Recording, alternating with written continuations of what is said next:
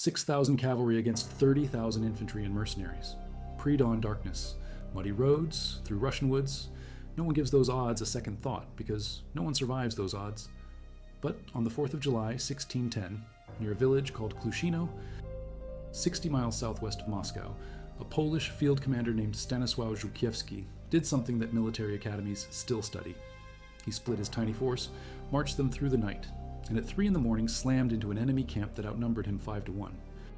5 hours later, the Russian army was shattered, 5,000 dead, 11 cannons captured, the road to Moscow wide open.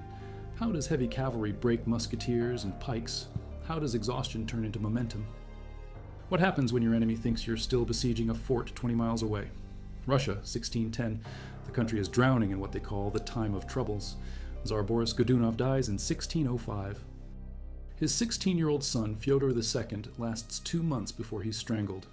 A pretender claiming to be Dmitri, son of Ivan the Terrible, takes the throne. He lasts 1 year before the boyars kill him. Another false Dmitri appears. Civil war, famine since 1601. The Rurik dynasty extinct. The Polish-Lithuanian Commonwealth watches this chaos from the west and sees opportunity. King Sigismund III wants the throne. His son Władysław is the prize. September 1609, Polish forces lay siege to Smolensk, the fortress city that guards the road to Moscow. The siege drags. Months pass. Tsar Vasily Świecki, the man who killed the first false Dmitri Sunauras, needs Smolensk. He calls Sweden. An alliance forms. 30,000 Russian troops under Prince Dmitri Świecki, the Tsar's own brother. 5,000 mercenaries under Jakob de la Gardie, Swedish commander with Flemish, French, Irish, German, Spanish, English, and Scottish fighters. 35,000 total. 11 field guns. They march to break the siege. Hetman Stanisław Żółkiewski, field crowned hetman of Poland, gets word. June 1610. Russian relief army moving toward Smolensk. He commands 12,000 men, but most are locked besieging another Russian position at Tsarevo Zaimishche, 20 miles north. 8,000 Russians under Grigory Valiev dug in behind wooden palisades. Żółkiewski hit them on the 24th of June, just after dawn, but they fortified fast. Now he has them surrounded, but he can't break them and he can't leave them. The relief army is days away. If Świecki's 35,000 link up with Valuyev's 8,000, the siege breaks and the Commonwealth loses everything. Żółkiewski makes a choice that should kill him. July 3rd, he splits his force, leaves 5,000 Zaporozhian Cossacks and camp guards to maintain the siege at Sarajevo, takes only the mobile units. 6,500 cavalry. 5,500 of them are hussars, winged hussars, the heavy shock cavalry of the Commonwealth, 200 infantry, 2 small cannons. That's it. No supply wagons, food for 2 days. He's marching to engage an army that outnumbers him more than 5-1. If you value documented Eastern European military history like this, subscribe. It's the best way to support our work. Also comment from which city you're hearing this from. This script is researched and factual.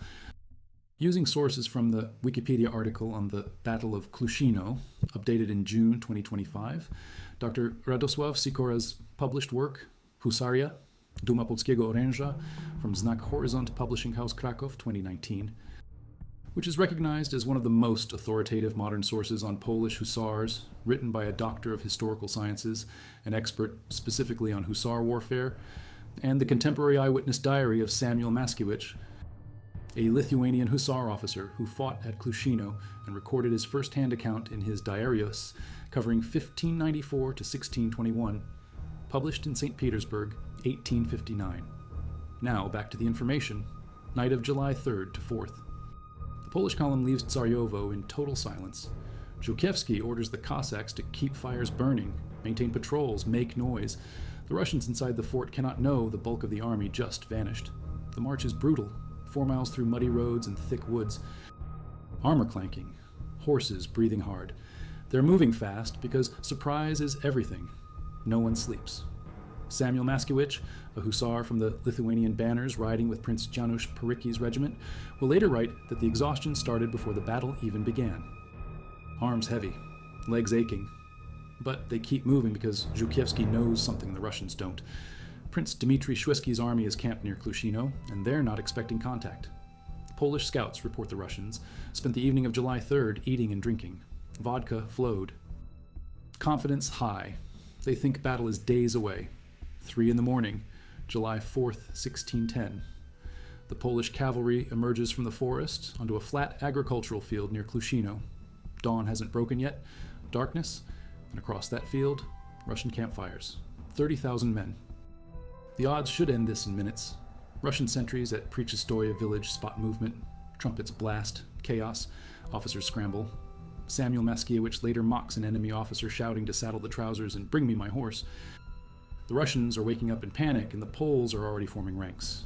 What the Russians see, 6,000 horsemen in the pre-dawn gloom, most of them hussars. These are not light cavalry. Full-plate cuirass over chainmail, lobster tail helmets with heart-shaped ear guards, 30 pounds of armor that other armies abandoned because gunpowder made it obsolete. The Commonwealth doesn't care. Hussars wear it anyway.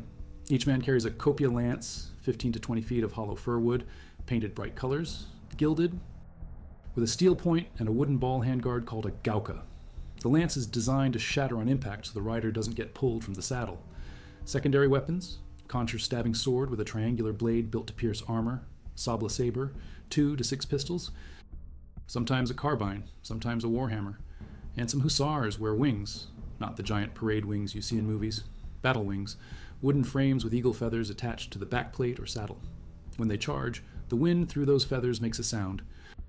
Witnesses describe it as rattling, whistling, a noise that gets inside your head.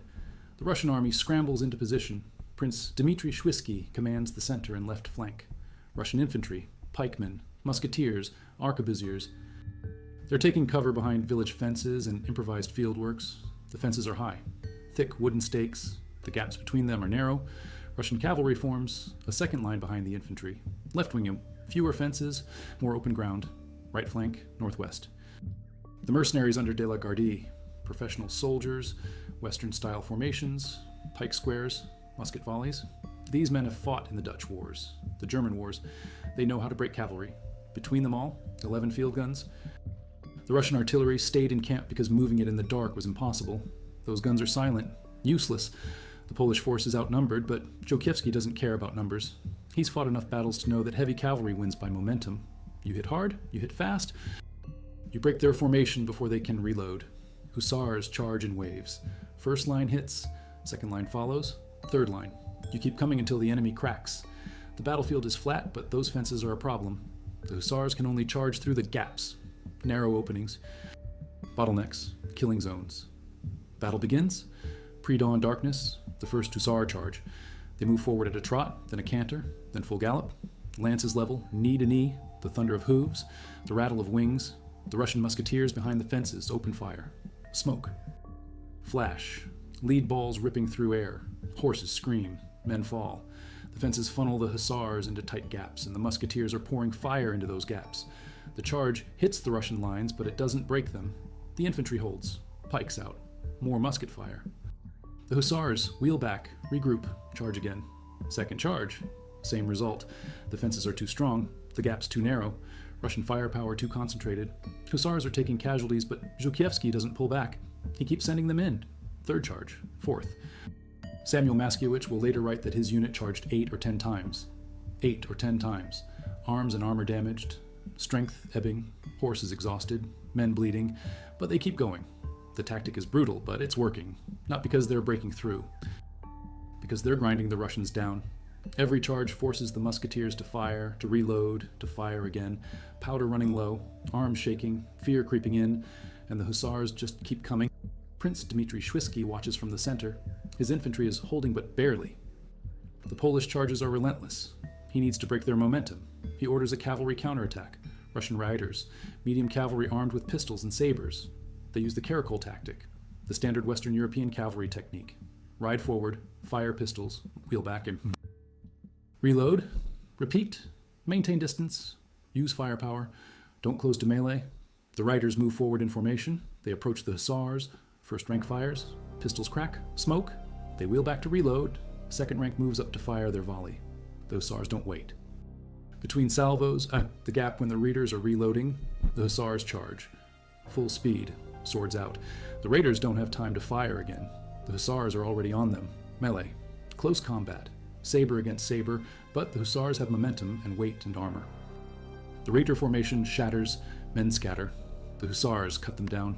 Some raiders flee back toward the Russian camp gates. The formation tangles with the reserves. Chaos spreads. The left flank of the Russian army breaks.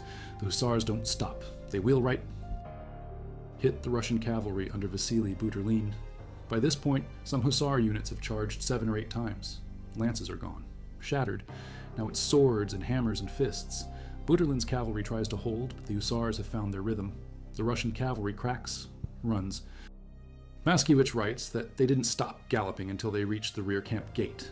The Russian center starts to disintegrate. Infantry sees their cavalry fleeing. Morale collapses. Ranks break. Men run. The hussars pursue. Cut them down. Grab the rich ones for ransom. Maskiewicz writes that far more Russians fell in the 2 or 3 miles of pursuit than fell in their ranks in battle. The right wing holds longer. The mercenaries under De la Gardie, professional troops, they maintain formation, pike squares, musket volleys. They fight for hours. But they're isolated now. Russian center gone. Russian left flank gone. Russian cavalry scattered. The mercenaries are surrounded. Polish forces have seized the initiative. The 2 small Polish cannons arrive with infantry reinforcements. Not much, but enough. The mercenaries keep fighting, but they're exhausted and outnumbered and cut off from supplies. 5 hours.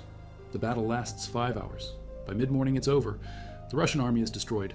Prince Dmitry Szwedzki lets what's left of his force retreat. Some accounts say Żółkiewski was too exhausted to pursue, and his men were more interested in looting the camp. Other accounts, historian Mirosław Nagielski's version, say the Poles chased the retreating Russians and inflicted several thousand more casualties.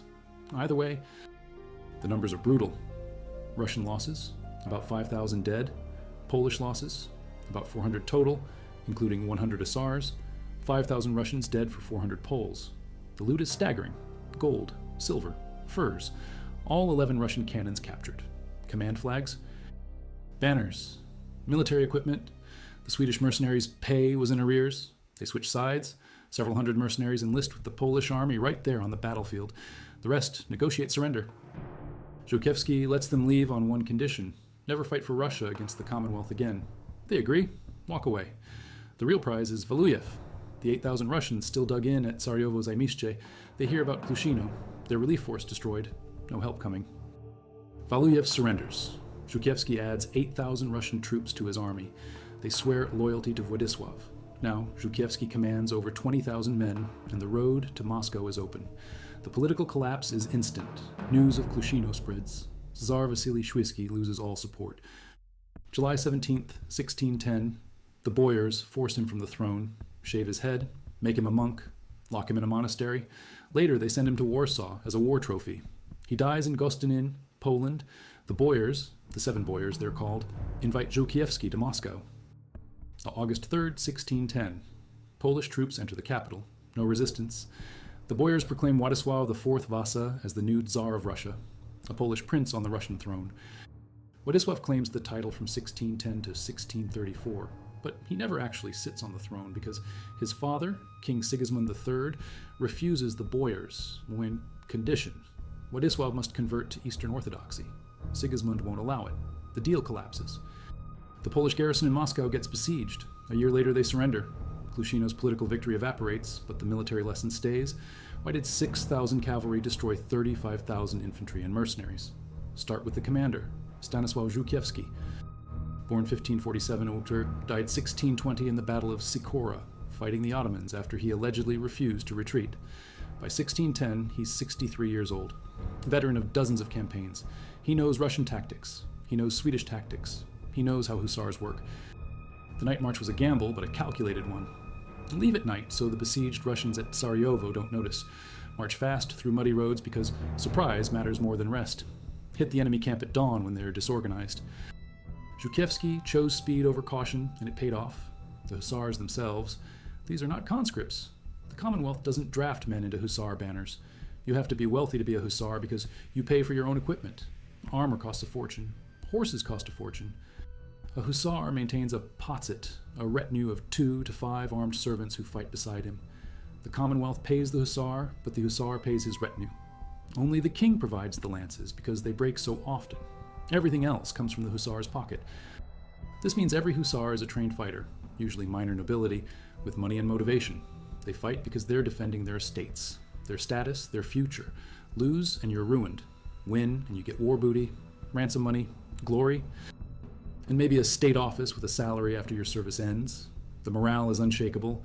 The kopje lance, 15 to 20 feet long, hollow for wood, 2 halves glued together, painted, gilded, steel point. Wooden Gauke handguard 3/4 down the shaft for balance and hand protection. The lance weighs about 6 pounds because it's hollow, light enough to wield at full gallop, long enough to outreach pikes. The design is deliberate. On impact, the lance shatters. This prevents the hussar from being yanked off his horse. It also delivers maximum force to the target. The energy of the charge transfers through the lance into the enemy. Armor or flesh, doesn't matter. The lance goes through. If it doesn't kill, it wounds. And the next wave finishes the job. Supply wagons carry spare lances. A hussar can break 3 or 4 lances in a single battle and keep charging. The horses, bred for courage, Polish stables selected for temperament and endurance. Hussar horses don't spook at gunfire. They don't panic in melee. They run fast even with a heavy rider in armor. The saddle is Ottoman style, lighter than Western saddles, which allows the horse to carry more weight without exhausting. Horses recover quickly between charges, essential when you're charging 8 or 10 times in one battle. The armor, 30 pounds, cuirass, pauldrons for the shoulders, bavors for neck and throat, arm bracers. Some hussars add more, some less. The key is mobility. 30 pounds is heavy, but it's not the 100 pounds of medieval plate. You can still move, you can still fight. And critically, 30 pounds of steel stops musket balls at range. Close range, different story, but at 50 yards a musket ball hits the cuirass and ricochets. This gives the hussar time to close the distance before the musketeer reloads. Firepower loses to momentum. The charge tactic: start slow, trot, formation loose. As you approach the enemy, speed up. Formation tightens, knee to knee. Lance is level. By the time you're 30 yards out, you're at full gallop, and the formation is a solid wall of steel and horseflesh. The impact is psychological as much as physical. Imagine standing behind a fence with a musket. You fire once, smoke clears, the cavalry is still coming, you reload, hands shaking. Your buddy next to you drops his ramrod. The thunder is getting louder, the wings are rattling, the ground is shaking. They're 20 yards away, 15, 10. You fire again, you hit 1, maybe 2. It doesn't matter. There are hundreds behind them, and then they're on you. The fence splinters, the lance punches through your chest, your formation breaks, everyone runs. That's how the hussar charge works. It's not just about killing, it's about breaking the enemy's will to fight.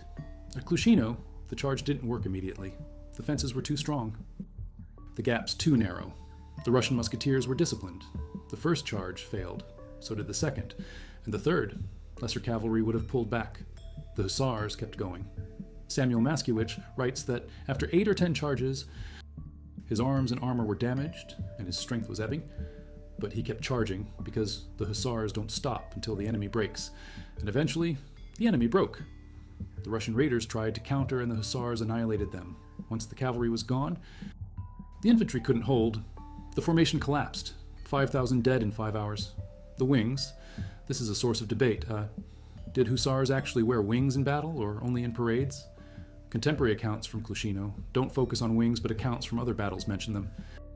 A French military engineer named Guillaume de Beauplan, working for the Commonwealth in the 1600s, wrote that the wings created a unique snapping, popping sound at full charge. Multiply that by several hundred men and add leopard skin cloaks, and it created a fearful appearance. Radosław Sikora, one of the leading hussar experts, argues that hussars did wear wings in battle during the early 1600s, but smaller, more practical wings than the giant curved parade wings from the 1700s. The wings attached to the backplate of the armor or to the saddle. Their function was partly psychological, partly practical. The sound intimidated enemies. The structure may have deflected arrows or lasso attacks from steppe cavalry, but the debate continues. What's not debatable? The results. Klushino was not an outlier. The hussars won battle after battle against overwhelming odds. Kirchholm 1605, Hetman Jan Karol Chodkiewicz with 3,500 Polish troops defeats 11,000 Swedes. Polish losses, 100 dead, including 13 hussars. Swedish losses, 6,000 to 9,000 dead, 70% casualties for the Swedes. Hodov 1694, 400 Polish cavalry, including 100 hussars, hold off 40,000 Tatars. Polish losses, under 100. Tatar losses, 2 to 4,000. The Tatars retreat after 6 hours. The hussars didn't lose a single major engagement for over a century. From 1577 to 1683, they were unbeatable. Why did they eventually decline? Technology, firearm improvements. By the late 1600s, muskets reload faster, fire more accurately, and hit harder. Infantry formations adapt. Line tactics, volley fire. Bayonets replace pikes. Which means musketeers can defend themselves in close combat without separate pike units. Artillery becomes mobile. Cannons that can reposition during battle. The tactical window for heavy cavalry closes. Charging into massed musket fire stops working when the musketeers can fire 3 volleys before you reach them. The hussars tried to adapt. They added more firearms, pistols, carbines. But firearms are not the hussars' strength. Their strength is shock, momentum, the charge. By 1702, their last engagement at the Battle of Klushino, the hussars are already obsolete. A parliamentary decree in 1776 officially disbands them. Their duties and traditions passed to the Uhlans, lighter lancers. But for 2 centuries, the Polish Winged Hussars were the most effective heavy cavalry in history. Back to Klushino. The battle is commemorated on the tomb of the unknown soldier in Warsaw. The inscription reads, Kuszyn Moskwa, 27 July to 8 August, 1610. The dates mark the battle and the entry into Moscow. Polish national pride. A reminder that the Commonwealth once dictated terms to Russia, once put a Polish prince on the Russian throne, once proved that courage and tactics can overcome numbers. The dust had not yet settled on the field of Klushino, but the business of war had already moved on. For the victors, the aftermath of battle was not rest, but work. Stanisław Żółkiewski's men, exhausted from a sleepless night march and 5 hours of relentless combat, now turned to the spoils. The Russian camp was a city of canvas and riches, a treasure trove left behind by a fleeing army. Gold and silver rubles, sable furs thick enough to stop a blade, ornate icons, and personal chests filled with the wealth of Russian nobility were dragged from tents. Samuel Maskiewicz would recall the scene with a soldier's pragmatism. Men who had charged into musket fire 10 times without flinching now squabbled over silver plates and brocaded coats. The 11 captured cannons were a symbol of total victory. Their bronze barrels, silent witnesses to the collapse of an army 5 times the size of the one that had broken it. 400 Polish dead, 100 of them hussars, were a grievous but acceptable price. 5,000 Russian bodies littered the field and the path of their retreat.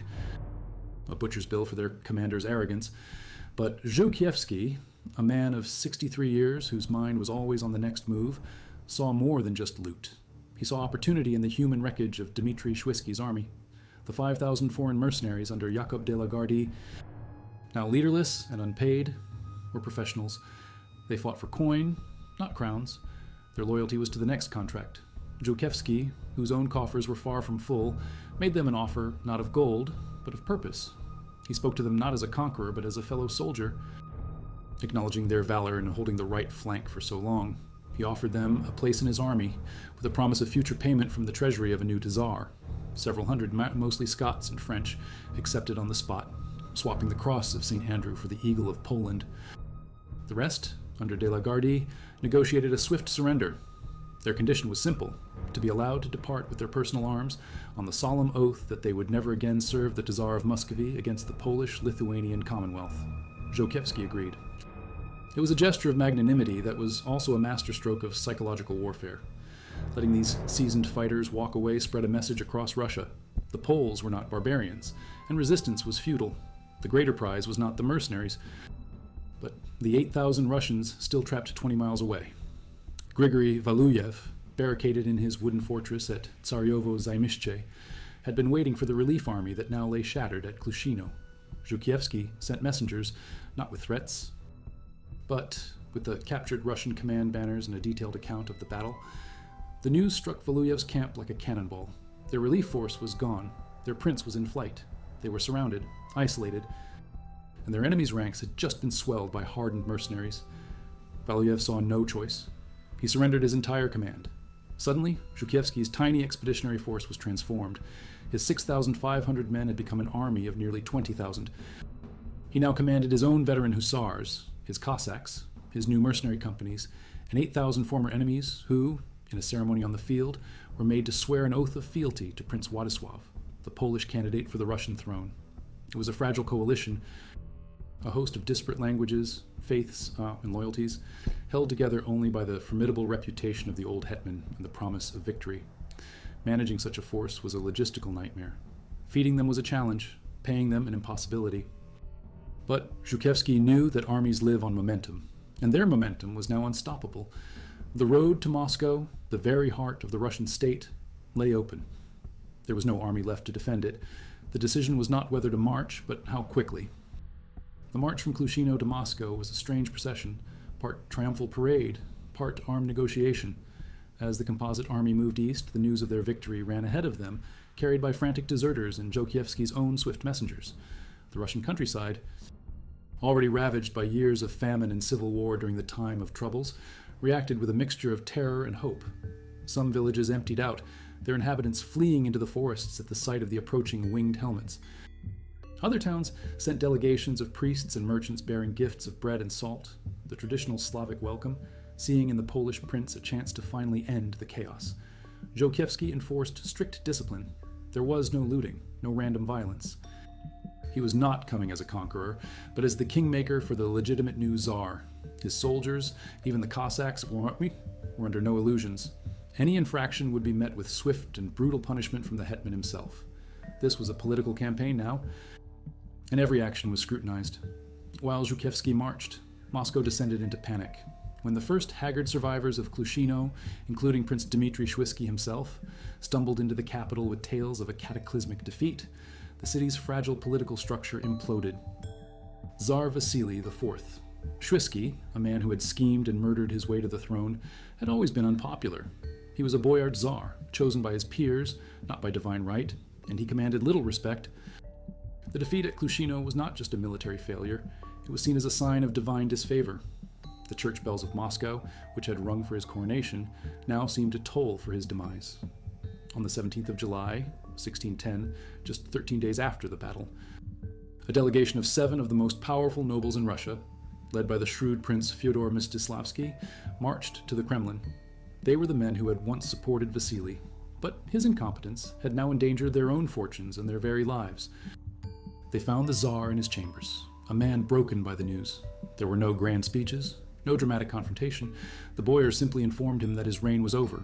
To ensure he could never return to power, they subjected him to the ultimate political humiliation in Orthodox Russia, forcible tonsuring.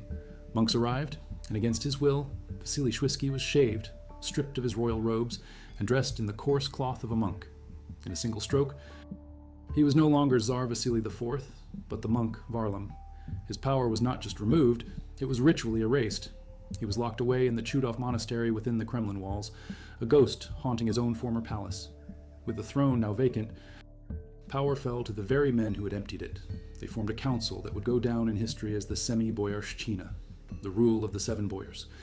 These 7 men were now the government of a state without a ruler, a capital without an army, and a country besieged from all sides. To the south and west was Żółkiewski's advancing army. Encamped just outside Moscow's walls at the village of Tushino was the second false Dmitry, a pretender who claimed to be the miraculously saved son of Ivan the Terrible. He commanded a chaotic army of Cossacks, renegades, and disaffected peasants. The 7 boyars despised the pretender, whom they called the Tushino thief, but he had popular support among the common people. They were caught in an impossible position. If they fought Żółkiewski, they would be annihilated. If they allied with the false Dmitry, they would be legitimizing a fraud and unleashing social chaos upon their own class. Their only remaining option was to treat with the Poles. It was a bitter pill to swallow, inviting a foreign austere Catholic power into the heart of Orthodox Russia. But Żółkiewski seemed like the lesser of 2 evils. He was a man of order, a representative of a legitimate king, and he offered them a deal that could preserve their power and save their country from further civil war. As Żółkiewski's army made camp outside the city walls in late July, a tense series of negotiations began. The boyars sent envoys. Żółkiewski, ever the diplomat, received them with full honors. He knew he held all the cards. He could take the city by force, but a negotiated settlement was far more valuable. A conquest would breed resentment and endless rebellion. An invitation would grant his new ruler the legitimacy he needed. The treaty was hammered out over several weeks and formally signed on the 17th of August. The terms were a stunning victory for the Commonwealth. Władysław Wasa, the 15-year-old son of King Sigismund III of Poland, would be acclaimed as the new Tsar of all Russia. In return, the Commonwealth would guarantee Russia's existing borders, protect the Orthodox Church from conversion, and uphold the traditional rights and privileges of the boyar nobility. The boyars, for their part, would swear an oath of loyalty to their new Tsar. There was one final, crucial condition, the bedrock upon which the entire agreement rested. Prince Władysław must convert to the Orthodox faith before his coronation. To the boyars, this was non-negotiable. Russia could accept a foreign ruler, but it could never accept a Catholic one. Żółkiewski, a pragmatist who understood the deep religious convictions of the Russians, agreed to the term, confident he could persuade his king. With the treaty signed, the gates of Moscow were opened. On the 3rd of August, 1610, Stanisław Żółkiewski led his Polish troops into the Russian capital. It was a moment unprecedented in European history. Samuel Maszkiewicz wrote in that column, and his diary captures the surreal atmosphere. They marched past the towering white walls of the Kitai Gorod, through streets lined with silent Muscovites, whose faces betrayed a mixture of awe, fear, and resentment. These were the legendary hussars, the winged cavalrymen who had crushed their army, now parading through their city, not as conquerors, but as guests. Żółkiewski established his headquarters inside the Kremlin itself, the symbolic center of Russian power. He had done the impossible. He had won a decisive battle against overwhelming odds, deposed a Tsar, and placed a Polish prince on the throne of Muscovy, all without a single building in Moscow being burned. He was the master of the Kremlin, the arbiter of Russia's fate. The time of troubles, it seemed, was finally over. But victory, especially one so absolute, can be its own undoing. While Żółkiewski was managing the delicate politics of Moscow, his master, King Sigismund III, was still camped 80 miles to the west, bogged down in the grinding siege of Smolensk. Sigismund was a man of deep piety and even deeper ambition. He was a Vasa, a dynasty with claims across Scandinavia, and a fervent Catholic crusader shaped by the Counter-Reformation. When messengers brought him the news from Klushino and the text of the Moscow Treaty, his reaction was not the unalloyed joy his hetman expected. He saw Żółkiewski's success not as a national triumph, but as a personal challenge. The hetman had negotiated a peace that made his son, Władysław, the star. Sigismund had grander designs. He did not want his son on the Russian throne. He wanted the throne for himself. He dreamed of a vast, unified Polish-Lithuanian Muscovite commonwealth, a Catholic superpower stretching from the Baltic to the Black Sea, capable of crushing the Ottoman Empire and rolling back the Protestant tide in the north. This grand vision had no room for compromise. He saw the boyar's key condition, that Władysław convert to orthodoxy, not as a political necessity, but as a spiritual abomination. To allow his son to abandon the true faith for what he considered heresy was unthinkable. It was a sin. Sigismund rejected the treaty. He informed the boyar delegation that had traveled to his camp at Smolensk that he, Sigismund, would be their ruler, not his son, and he would rule as a Catholic king. The news of the king's refusal traveled back to Moscow and shattered the fragile peace Żółkiewski had built. The 7 boyars felt utterly betrayed. They had opened their gates, sworn an oath, and accepted a foreign garrison based on a sacred promise that their faith would be respected. Now, the Polish king himself had torn up the agreement. The goodwill that Żółkiewski had painstakingly cultivated evaporated overnight. The quiet suspicion of the Muscovites turned into open hostility. Polish soldiers who could walk the streets freely a week before were now met with glares and insults. Fights broke out.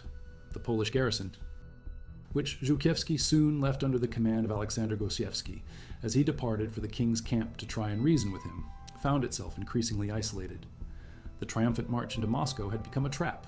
The Polish troops were no longer guests. They were occupiers, and their fortress was the Kremlin itself. The king's intransigence did more than just alienate the boyars. It lit a fire across all of Russia. The passive acceptance of a new ruler curdled into a furious, patriotic resistance. This was no longer a squabble between nobles over the throne. Sigismund had transformed it into a holy war, a struggle for the soul of Russia and the Orthodox faith against a foreign Catholic invader. From the merchant guilds of Nizhny Novgorod, Donai, Tarimhambak, a butcher named Kuzma Minin and a prince of the old dynasty named Dmitry Pozarsky began to raise a new national army. Their call to arms resonated across the land. Peasants, merchants, and minor nobles flocked to their banner, united by a common purpose: to expel the Poles from Moscow and liberate their holy city. The victory at Klushino, so brilliant and complete, had become politically worthless. The road to Moscow had been wide open, but the throne was now further away than ever. The Polish garrison in the Kremlin, besieged by a resurgent Russian army and a starving or enraged populace, would hold out in horrific conditions for another 2 years, before finally surrendering in November of 1612. Their expulsion would be followed in 1613 by the election of a new Tsar, Michael Romanov, founding a dynasty that would rule Russia for the next 300 years and become one of the Commonwealth's most formidable enemies. Looking back, the legacy of Klushino is a profound paradox. As a military action, it remains a textbook example of how superior tactics, leadership, and morale can overcome impossible odds. It was the zenith of the Winged Hussars, a day when 6,000 men broke 35,000 and reshaped the political map of Eastern Europe. Stanisław Żółkiewski's night march, his relentless charges, and his shrewd diplomacy secured a victory that should have defined the century, but it was a victory squandered. The very momentum that carried the Hussars across the field at Klushino could not overcome the inertia of a king's dogmatic pride. The battle was won by a brilliant commander in the field, but the war was lost by a stubborn monarch in his tent. Klushino opened the door for a Polish-led empire, but King Sigismund III, in his quest for absolute personal and religious victory, slammed it shut, ensuring that the triumph on the 4th of July, 1610, would be remembered not as the beginning of a new era, but as the most glorious and tragic of might-have-beens.